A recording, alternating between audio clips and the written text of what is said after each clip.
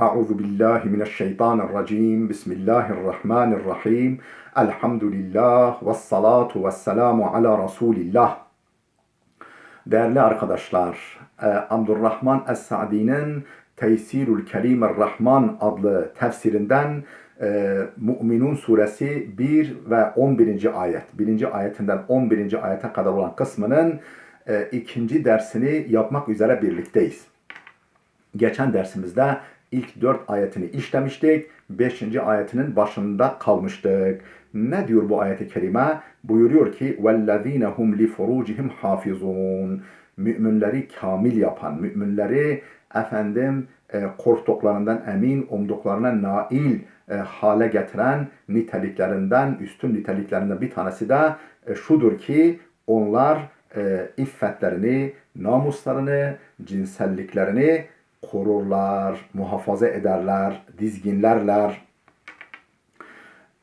İlla ala devamında meale şöyle diyor. İlla ala ezvacihim kendi hanımlarına karşı hariç ev ma meleket eymanuhum yani kendi eşlerine karşı hariç ve de ev ma meleket eymanuhum veyahut da mülkiyetleri altında bulunan cariyelerine karşı hariç bunlara karşı muhafaza etmeleri gerekmez. فَاِنَّهُمْ غَيْرُ مَلُومٍ böyle yaptıkları takdirde yani kendi eşlerine veyahut da mülkiyetleri altında bulunan cariyelerine karşı korumaları gerekmez. Korumadıkları takdirde bu şekilde tatmin yoluna gittikleri takdirde kınanmazlar onlar. Şimdi tefsirimizi okuyalım. وَالَّذ۪ينَ هُمْ لِفُرُوجِهِمْ حَافِظُونَ yani aniz-zina. Yani onlar cinselliklerini, iffetlerini, namuslarını korurlar zina etmekten, zinadan. وَمِنْ تَمَامِ حَفْظِهَا تَجَنُّبُ مَا يَدْعُوا إِلَى ذَٰلِكَ كَالنَّظَرِ وَاللَّمْسِ وَنَحْوِهَا فَحَفِظُوا فُرُوجَهُمْ مِنْ كُلِّ أَحَدٍ ve min tamamı hafziha yani kendi iffetlerini, kendi cinselliklerini korumanın tamamındandır. Yani tamamlayıcı özelliklerindendir. Tecennubu ma yed'u ila zalika buna davetiye çıkaran, buna yol açan, buna sürükleyen her şeyden de sakınmaları. Diyelim ki mesela zaten söyleyecek. Kennazari bakmak gibi. Yani namahreme bakmak. Ve lemsi namahreme dokunmak. Ve nahvihima vesaire. Yani böyle haşa zinanın kapıları ona yol açacak, ona kapı açacak her şeyden de kendilerini korurlar. Yani kendi cinselliklerini, iffetlerini korumaları hem bizzat zinadan hem de zinanın kapıları, yolları olan her şeyden. فَحَفِظُوا فُرُوجَهُمْ مِنْ كُلِّ اَحَدٍ kendi cinselliklerini, kendi iffetlerini korurlar herkesten illa ala ezvacihim ancak eşleri hariç, eşlerinden korumazlar. اَوْ مَا مَلَكَتْ اَيْمَانُهُمْ yahut da mülkiyetleri altında bulunan cariyeleri hariç. فَاِنَّهُمْ غَيْرُ مَلُومِينَ çünkü bunu yapmakla kınanmazlar. Yani kendi eşlerinden ve cariyelerinden korumamaları onları kınamaya sevk etmez. Kınanmaya sevk etmez. İlla ala ezvacihim ev ma meleket eymanuhum minel ima'il memlukat yani eşlerine karşı hariç bir de cariyeleri hariç minel ima'il memlukat mülkiyetleri tam mülkiyetleri altında bulunan cariyeleri demek. Fe innehum gayru melumin bi kurbihima bunlara yaklaşmakla cinsel yaklaşımda bulunmakla kınanmazlar. Li enne Allah Teala ahallahuma çünkü Allah bu ikisini helal kılmıştır. Değerli dostlar çok şükür ki günümüzde kölelik, cariyelik yok. Zaten İslam'ın baştan beri hedefi köleliğe, cariyeliğe açılan bütün kapıları, bütün gedikleri tıkamak ve mevcut olanları da bir an evvel hürriyetlerine kavuşturmak. Yani Kur'an'a ve sünnete bakan, inceleyen herkes bunu açıkça görür. Ama o dönemin ve tarihin uzun bir döneminin maalesef bir realitesi olarak savaşlar devam ettiği sürece köleleştirme, cariyeleştirme devam etmiş. İslam'ın tek taraflı olarak bunu bütünüyle ortadan kaldırması mümkün değildi. Onlar bizim esirlerimizi esir kamplarında çürütürken, ondan sonra zindanlara atarken, kürek mahkumu yaparken, ondan sonra taş ocaklarında vesaire çalıştırırken bizim onların esirlerini karşılıksız olarak salıvermemiz mümkün değildi. Yani İslam'ın kölelere, yani savaş esirlerine yaklaşımı nedir? فَاِمَّا مَنَّنْ بَعْدُ وَاِمَّا فِدَانٍ. Yani savaşta kafirleri yakaladığınız zaman kıskıvrak bağlayın, kıskıvrak yakalayın, daha sonra onları karşılıklı veya karşılıksız olarak salıverirsiniz. Ama bu ikisi mümkün olmadığı takdirde karşı tarafın tutumundan dolayı ne yapılacak? Onlar esir kamplarında çürütülmeyecek, taş ocaklarında yani yok edilmeyecek. Ondan sonra zindanlara tıkılmayacak. Ondan sonra kürek mahkumu yapılmayacak. Ya ne yapılacak? Müslüman ailelerin yanına dağıtılacak. Ta ki hem böyle şerleri biraz bertaraf olsun, kötülüklerine böyle organize olmalarına mani olunsun, hem de daha insani bir yaşam ortamına sahip olsunlar. Ve deniyor ki yediklerinizden yedirin onlara, giydiklerinizden giydirin, onlara ağır iş yaptırmayın. Yaptırırsanız mutlaka siz de yardımcı olun, siz de o ağır işi onlarla paylaşın diye Peygamber Efendimiz açıkça bunu belirtiyor. Şimdi diyelim ki esirler alındı. Tabi bu nihai karar, yani Müslüman ailelerinin, yani eğer karşılıklı veya karşılıksız salı verilmezlerse Müslüman ailelerinin yanına verilinceye kadar onların kılına bile dokunulmaz. Kılına bile dokunulmaz. Eğer eşiyle beraber, kadın erkek eşiyle beraber bu tarafa gelmişse, Müslümanlar eline geçmişse zaten ailevi birliktelikleri devam eder. Yine karı kocalıkları devam eder. Yani düşmandan bile elde edilse, ama diyelim ki böyle olmadı. Kocasız, sahipsiz, geldi bu tarafa, Müslümanların tarafına ne yapılacak? Müslüman ailelerin yanına verilecek. İsterlerse, yani efendileri, sahipleri, erkek olan sahibi isterse o cariyeyi, yani normal bir hizmetçi olarak, yani bir evin bir ferdi olarak çalıştırır. Hiçbir şekilde dokunmaz. Ama isterse İslam hukukuna göre ve bu ayet-i kerimenin de ifade ettiği üzere birlikte olabilir. Yani karı kocalık birlikteliğini yapabilir. Ama bunun tabi hukuki yansımaları var, getirileri var. Diyelim ki çocuk sahibi olduğu zaman tek yol kalıyor onun özgürlüğe kavuşturulması. Yani efendisinin ölümünden sonra, eğer hayattayken özgürlüğe kavuşturmamışsa, ölümünden sonra özgürlüğe otomatikman kavuşması gibi birçok yansımaları, yankıları ve hukuki sonuçları var. Bu durum böyle. Yani tabi bu dünyada hayre mahzeni, mahza, hayır, mahza, fayda, hiçbir risk taşımayan bir durum söz konusu değil. Bu kötünün en iyisi. Yani olabilecek en iyi tutum herhalde. İslam en iyi olanı seçiyor her zaman. لِأَنَّ اللّٰهَ تَعَالَى اَحَلَّهُمَ. Çünkü onları Allah helal kılmıştır. Bir de şöyle diyecek bizim kitabımız biraz sonra.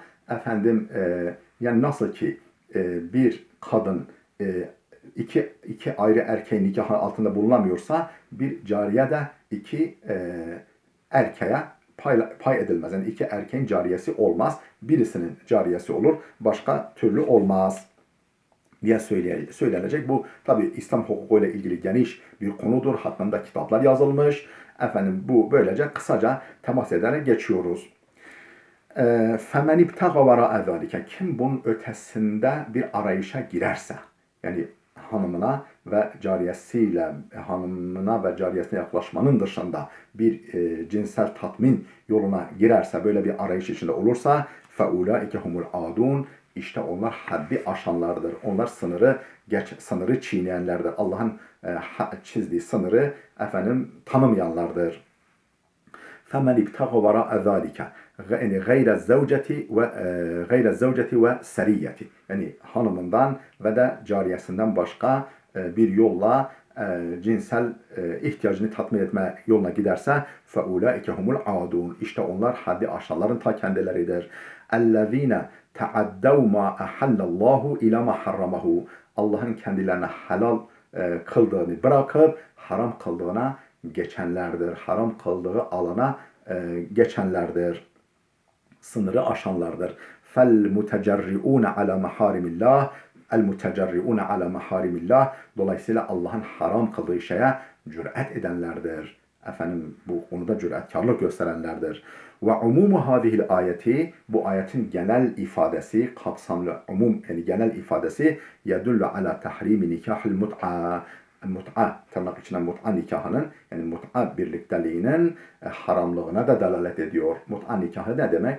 Efendim kısa bir süre, bir saatliğine, efendim bir günlüğüne, bir aylığına, bir yıllığına, yani belli bir süreliğine biriyle nikah kıymak, güya nikah kıyıp birlikte olmaktır.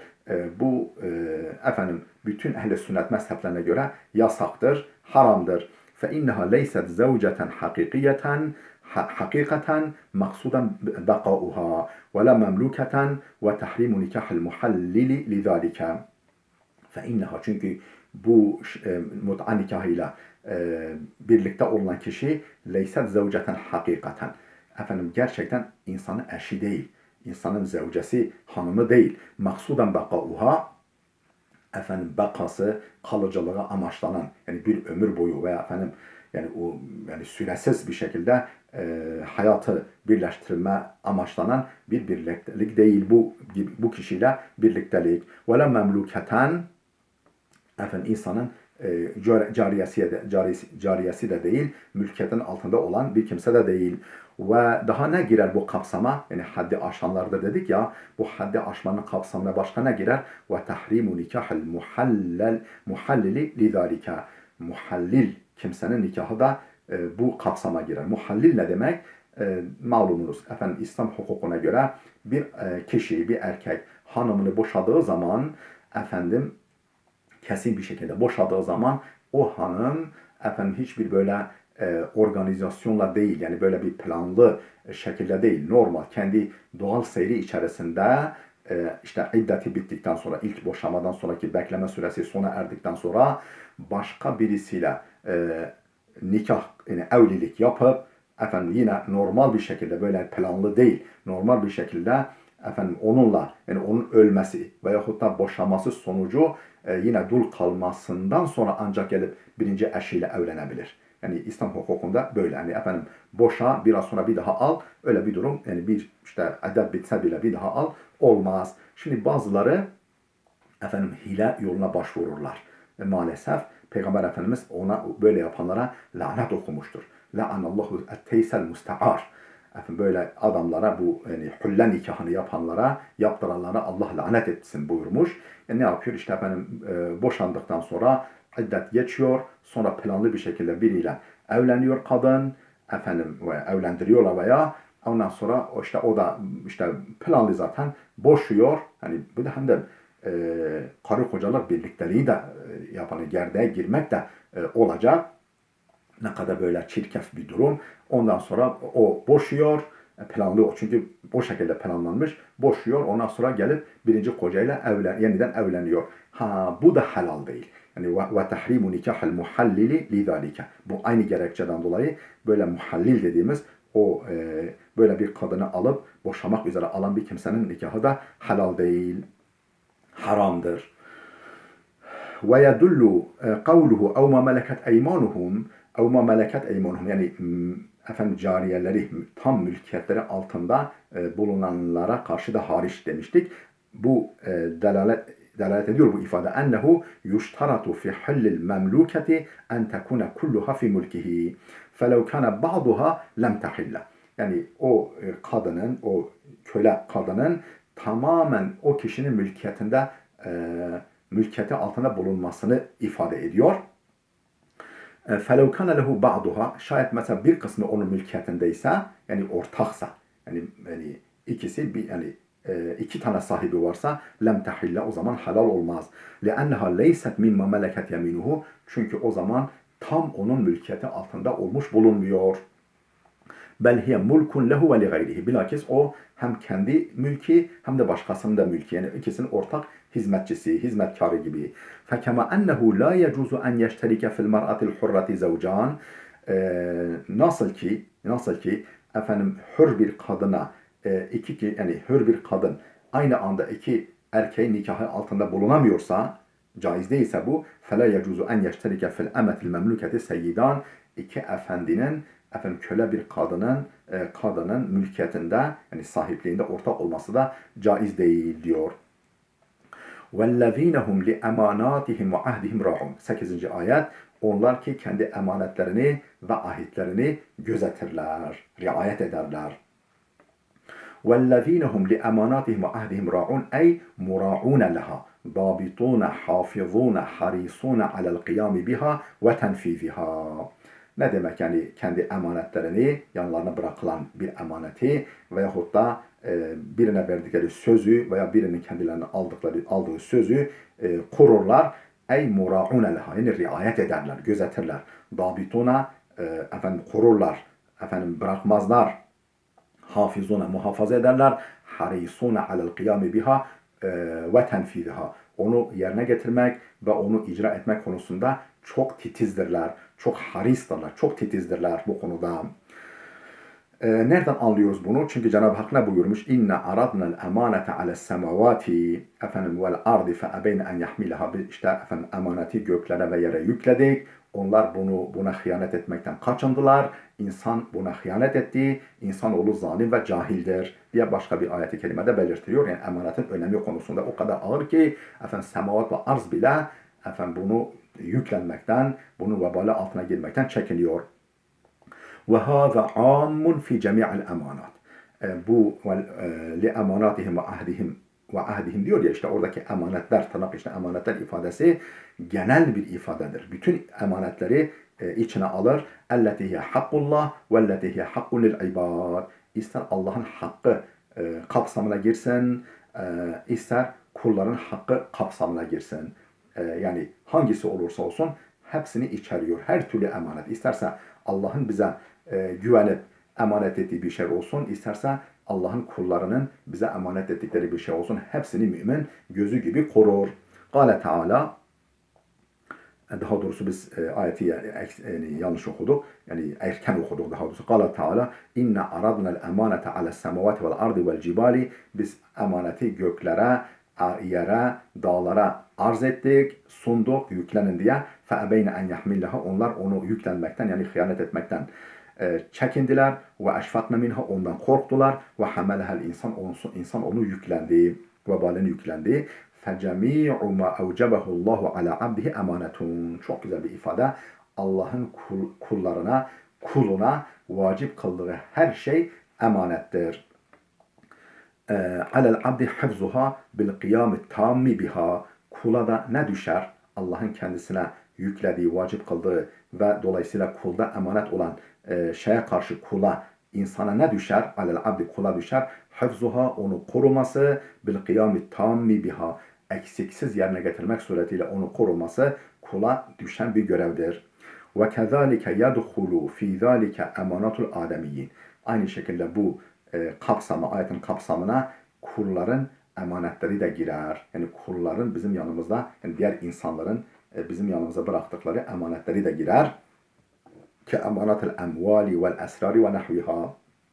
Mesela bizim yanımıza bir mallarını emanet bırakmışlarsa, bir eşyalarını emanet bırakmışlarsa veyahut da bir sır tevdi etmişlerse bize bir sırlarını açmışlarsa biz onu korumak durumundayız. Bu da girer.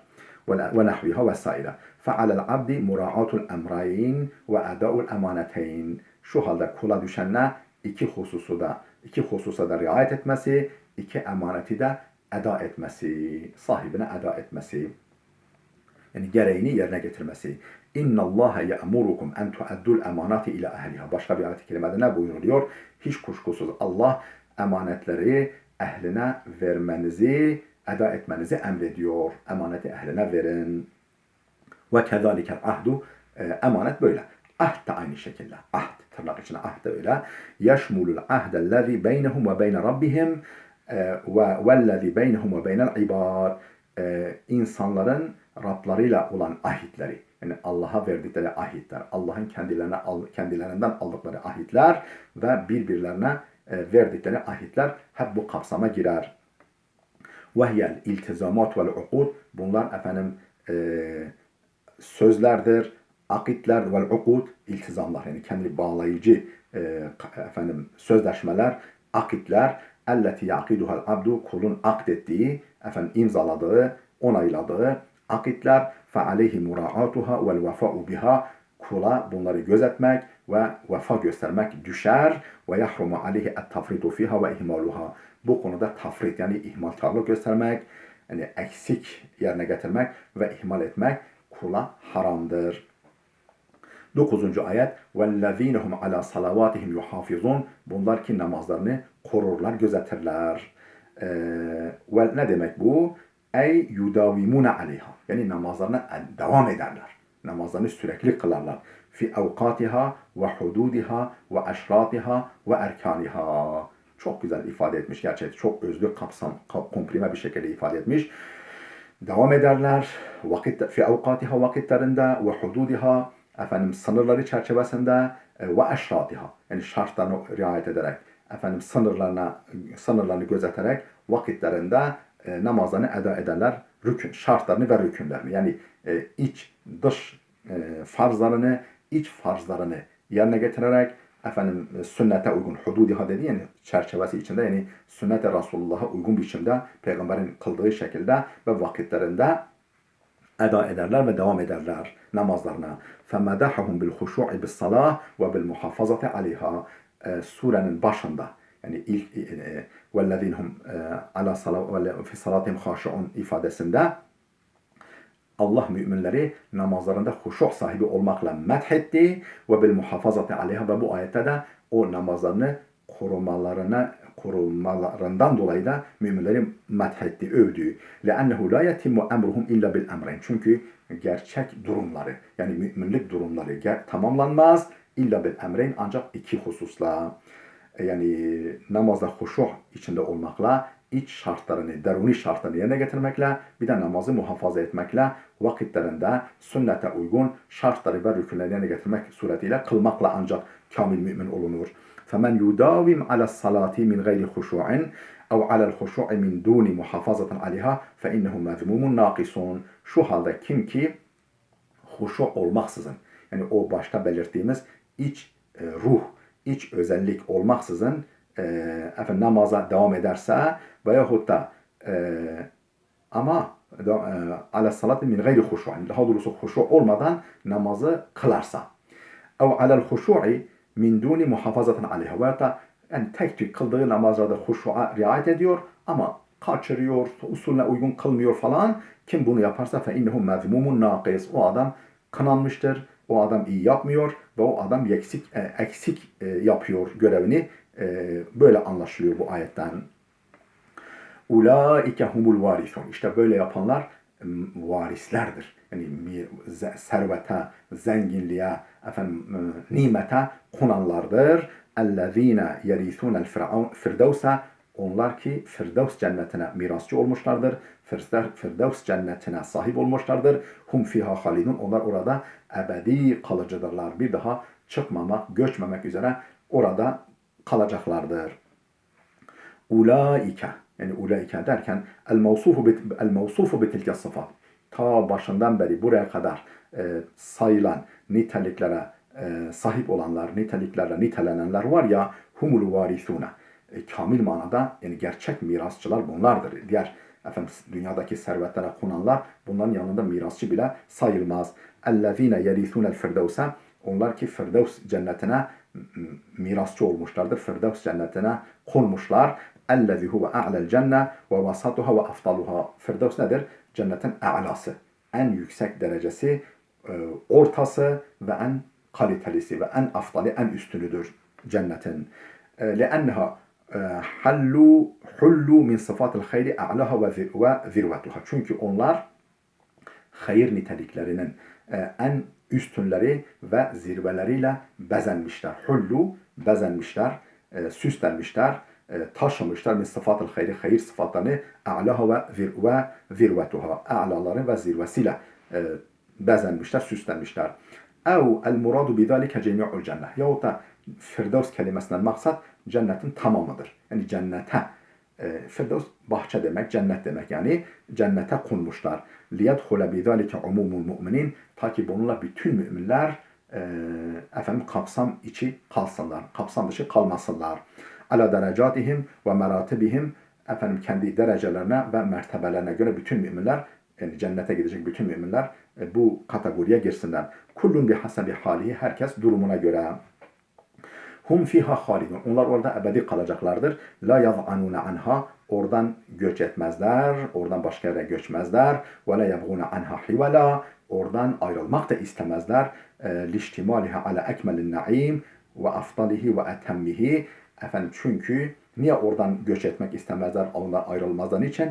Çünkü ekmelun naim. Nimetin en mükemmeli ve afdalihi ve etemmihi en üstünü ve en eksiksiz olanı kapsıyor. Yani bütün nimetin en mükemmeli, en üstünü ve en eksiksizini içerdiği için orada yer bulunduğu için onlar orada ayrılmak istemezler. Min gayri mukeddirin ve la munagisin. Üstelik ölüm gibi, ayrılık gibi bir bulandırıcı, zevk kaçırıcı, ağız tadını kaçırıcı herhangi bir durumda yok orada. Allah bu vasıflara sahip olan ve bu yüksek derece eren kullarından eylesin. Değerli dostlar, dersimiz burada bitti. Gelecek dersimize kadar Allah'a emanet olun.